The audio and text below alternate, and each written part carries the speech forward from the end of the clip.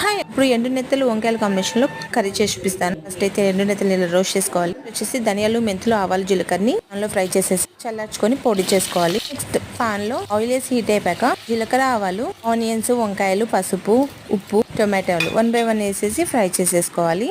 ఇందులో అయితే tomato, onion రెండు కలిపి పేస్ట్ చేశాను. సో వంకాయలు, టొమాటో మగ్గిపోయాక కారం పొడి, ధనియాల పొడి యాడ్ చేయాలి. నెక్స్ట్ కరివేపాకు వేసేసి గ్రైండ్ చేసిన ఆనియన్, టొమాటో ప్యూరీని వేసేసి ఆయిల్ పైకి తేలే వరకు ఫ్రై చేయాలి. నెక్స్ట్ తగినంత వాటర్ యాడ్ చేసుకోవాలి. ఇప్పుడు వేంపుకున్న నెత్తల్ని 3 to 4 times వరకు క్లీన్ చేసుకోవాలి వాటర్లో. సో ఇప్పుడు మనకి కర్రీ కుక్ అయ్యేటప్పుడు నెత్తల్ని కూడా వేసేయాలి. సో నేను చూపించాను కదా, ధనియాలు, మెంతులు, ఆవాలు, జీలకర్ర వేపేసుకొని ఇవి మిక్సీ పట్టిన పౌడర్ అనమాట ఇది.